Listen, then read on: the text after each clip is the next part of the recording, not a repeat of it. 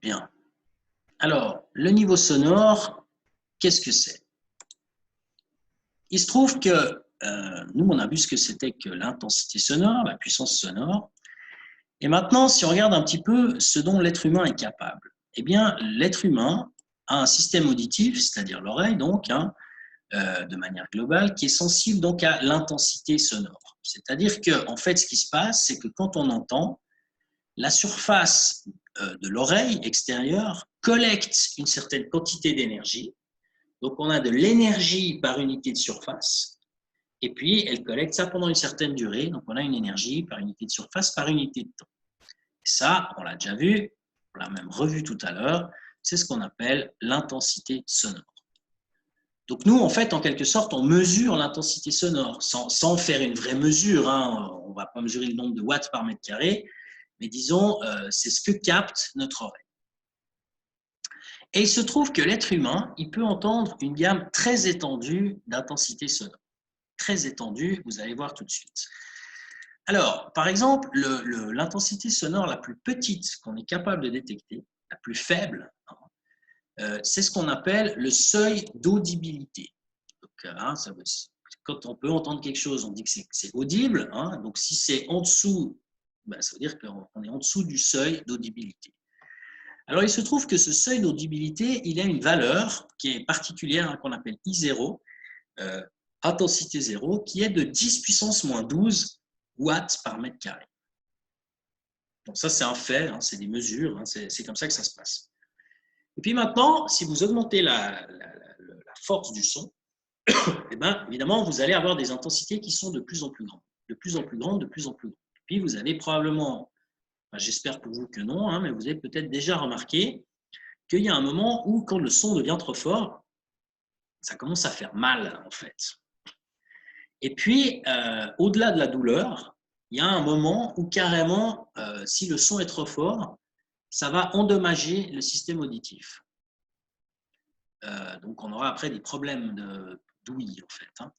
Alors, le seuil à partir duquel on endommage le système auditif, ben, c'est ce qu'on appelle le seuil de la douleur, et l'ordre de grandeur, c'est 1 watt par mètre carré. Alors évidemment, s'il y a plus qu'un watt par mètre carré, on peut l'entendre, hein, mais c'est peut-être la dernière chose qu'on entendra. Donc c'est des choses à se crever les tympans si ça dépasse le seuil de la douleur. Donc nous, en gros, on est bien, on va dire, entre le seuil d'audibilité et le seuil de la douleur, c'est-à-dire entre 10 puissance moins 12 et 1 watt. Alors, vous voyez qu'entre les deux, il y a une grande échelle, en fait. Hein. Entre 10 puissance moins 12 jusqu'à 1 watt, il y a vraiment une gamme très étendue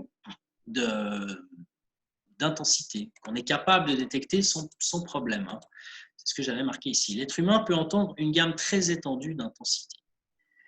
Alors, du coup, qu'est-ce qu'on voit? On voit que le son le plus puissant, le plus fort qu'on est capable d'entendre, hein, il est par rapport au plus petit qui est 10 puissance moins 12, le plus fort, c'est 1 watt. Donc, en fait, ce 1 watt, le seuil de la douleur, il est 10 puissance 12 fois plus fort que le seuil d'audibilité. 10 puissance 12 fois. Donc, c'est évidemment très grand comme différence. Et du coup, pour représenter ça, eh bien, on a décidé d'utiliser une échelle logarithmique basée sur le nombre 10. Hein, donc, c'est ce qu'on appelle une échelle logarithmique décimale. Alors, une petite parenthèse, hein, ces temps, on voit beaucoup les fameuses courbes de contagion, de décès qui sont dus au Covid-19. Eh bien, souvent, ces courbes, elles sont représentées justement sur une échelle logarithmique. C'est donc une échelle qui représente à chaque cran, au lieu que ce soit 1, 2, 3, 4, 5, 6, 7, etc., de manière régulière, linéaire, comme on dit, eh bien, le premier cran, ce sera 10, puis le deuxième cran, ce sera 10 fois plus, donc 100. Et le troisième cran, ce sera encore 10 fois plus, donc 1000.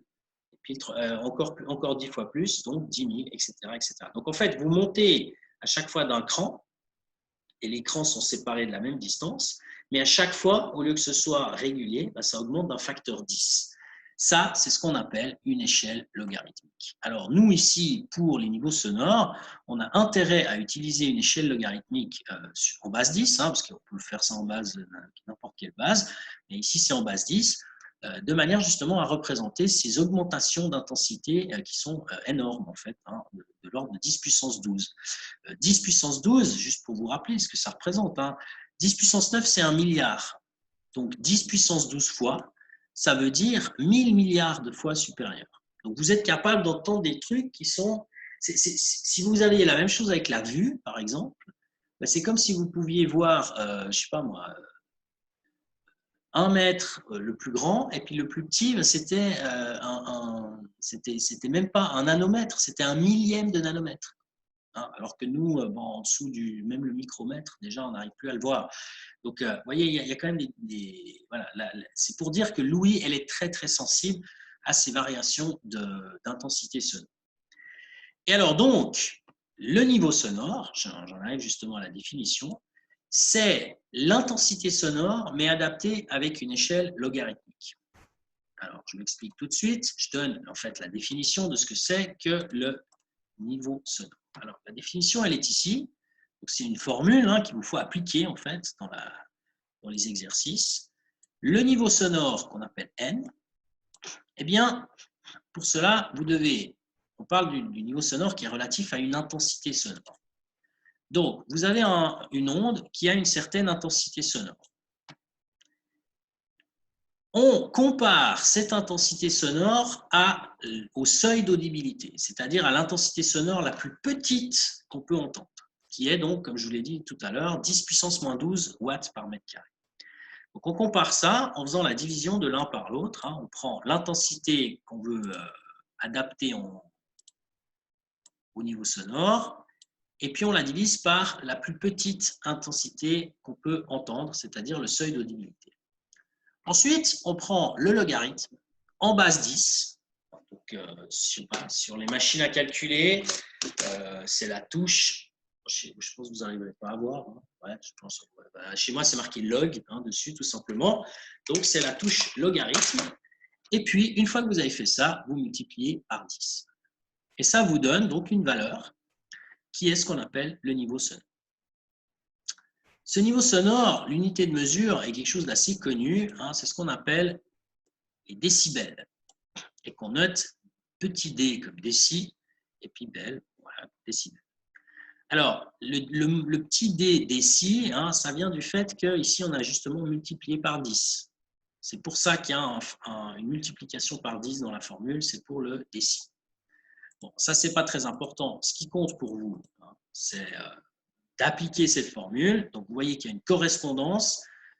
Une intensité sonore d'une onde peut être exprimée sous la forme d'un niveau sonore grâce à cette transformation et l'utilisation du logarithme. Alors, je continue. Par exemple, la plus petite intensité sonore qu'on est capable d'entendre, c'est le seuil d'audibilité. Alors, combien de décibels ça correspond, cette histoire? Eh bien, si vous prenez le seuil d'audibilité, le I dans la formule, c'est I0. C'est donc 10 puissance moins 12 watts par mètre carré. Donc, on applique la formule pour calculer le niveau sonore. Alors, ça, c'est la formule. Le I qui est égal à I0, vous le mettez, hein, ce I qui est égal à I0, vous le mettez ici. Donc, ça devient I0 sur I0. I0 sur I0, ça fait 1. Donc, 10 puissance moins 12 sur 10 puissance moins 12, mais bref, ça fait 1 quoi qu'il arrive. Donc, vous vous retrouvez avec le logarithme, le logarithme en base 10 de 1. Alors, vous tapez avec votre machine, hein, vous mettez 1, et puis vous tapez le log, et puis vous verrez combien ça fait. Eh bien, il se trouve que ça fait 0. Le logarithme de 1, ça fait 0. Puis après, on multiplie par 10 hein, pour être bien rigoureux. Et donc, 10 fois 0, ça fait quand même 0. Ce qui fait que le niveau sonore qui correspond à ce seuil d'audibilité, c'est 0 décibel. Donc, ça veut dire que l'intensité la plus petite qu'on peut entendre, c'est 10 puissance moins 12 watts par mètre carré, et que ça correspond à un niveau sonore de 0 décibel. On va regarder maintenant le plus grand qu'on peut entendre. Le plus grand, c'est le seuil de la douleur. Encore une fois, c'est le plus grand qu'on peut entendre sans devoir aller à l'hôpital. Hein. C'est aussi ça l'idée. Hein. Donc, au seuil de la douleur, l'intensité, je vous ai dit tout à l'heure, elle vaut 1 watt par mètre carré. Donc, ce 1 watt par mètre carré, il vient ici. C'est le 1 qu'il y a ici. On doit, d'après la formule qui est là, on doit diviser par I0 qui vaut 10 puissance moins 12, c'est le seuil d'audibilité. Donc, quand vous faites 1 sur 10 puissance moins 12, vous trouvez 10 puissance 12. Et donc, le logarithme de 10 puissance 12, ça fait 12. On n'oublie pas de multiplier par 10 encore, et on trouve le niveau sonore correspondant. Et ce niveau, c'est donc 12 fois 10 égale 120 décibels. Donc, ça veut dire que 120 décibels, ça commence à faire mal aux oreilles. Ça commence même à plus que faire mal. Hein. On sent que ça fait mal, puis en plus, ça commence à faire des dégâts, on va dire, sur l'oreille. Voilà, donc ça, c'était pour les valeurs minimales, 0 décibels, et maximales, 120 décibels. Alors, vous voyez qu'entre 0 et 120, c'est plus facile d'exprimer les choses dans cette échelle-là qu'entre 10 puissance moins 12 et 1, où on a vraiment une échelle très très large. Ici, c'est entre 0 et 120, c'est le nombre qu'on a l'habitude d'utiliser. Alors en fait, entre deux, on aura donc en général des valeurs, nous, quand on entend, on a des valeurs qui sont comprises entre 0 et 120 décibels. Et ce qu'il faut retenir de cette histoire, c'est qu'à cause de l'échelle justement logarithmique, eh bien, à chaque fois qu'on augmente le niveau sonore, mais je vais y arriver, pardon, à chaque fois qu'on augmente le niveau sonore de 10 décibels, eh bien, ça veut dire qu'en fait, l'intensité, elle a été multipliée par 10. C'est ça que ça veut dire, cette histoire de décibels. Puisque vous passez de 0 à 120, et ça permet en fait de faire de 0, 10 puissance 1, fois 10 puissance 1, fois 10 puissance 2, fois 10 puissance 3, etc., jusqu'à fois 10 puissance 12, qui est l'intensité sonore maximale qu'on peut entendre sans se blesser. Et bien en fait, à chaque fois, on multiplie par 10, et donc ça correspond en termes de niveau sonore à une augmentation de 10 décibels à chaque fois. Donc, quand vous augmentez un son de 10 décibels, ça veut dire qu'en fait, il est multiplié par 10 en termes d'intensité. Et donc, typiquement, par exemple, si vous avez un son de 70 décibels et puis un son de 80 décibels, eh bien, un son de 80 décibels, il sera 10 fois plus intense, donc il y aura 10 fois plus d'énergie que le son de 70 décibels.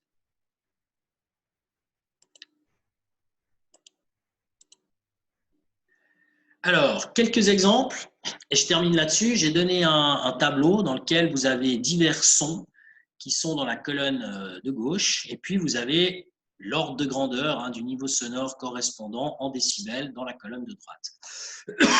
Alors, on commence bien sûr avec le seuil d'audibilité, qui est de, comme on l'a déjà dit plusieurs fois, 0 décibels.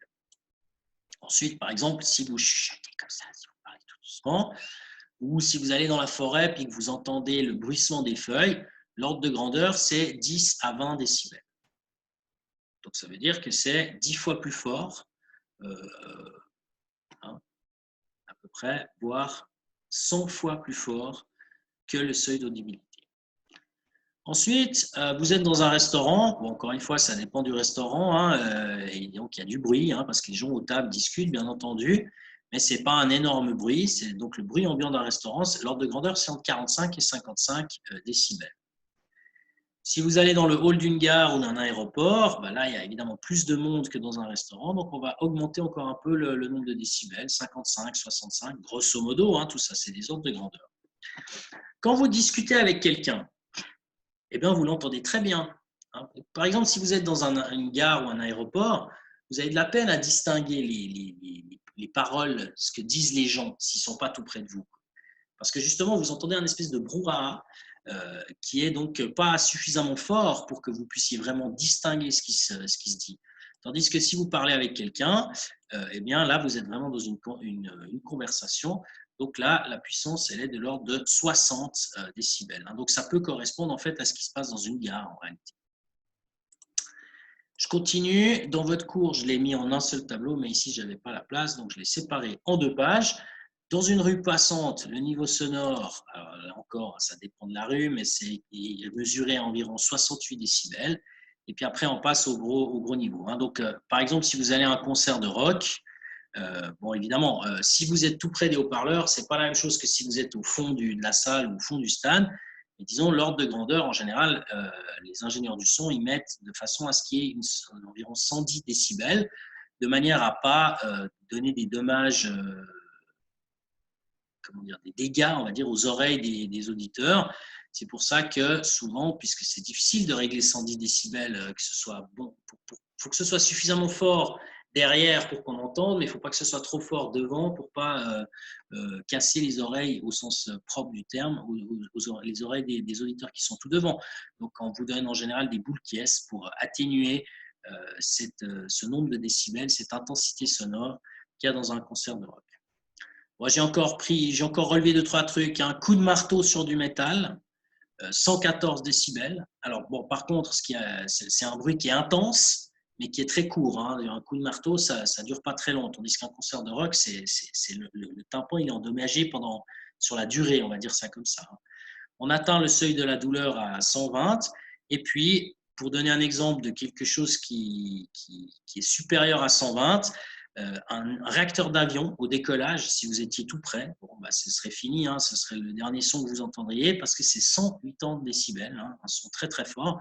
C'est pour ça que quand on voit les gens sur le tarmac, en général il n'y a pas tellement de monde, mais ça peut arriver, eh bien, ils portent des casques de protection parce que justement les réacteurs d'avion ils produisent un son très très intense, donc 180 décibels, c'est très fort. Donc là, sans casque, 180 décibels, vos oreilles, elles n'existent plus. Hein.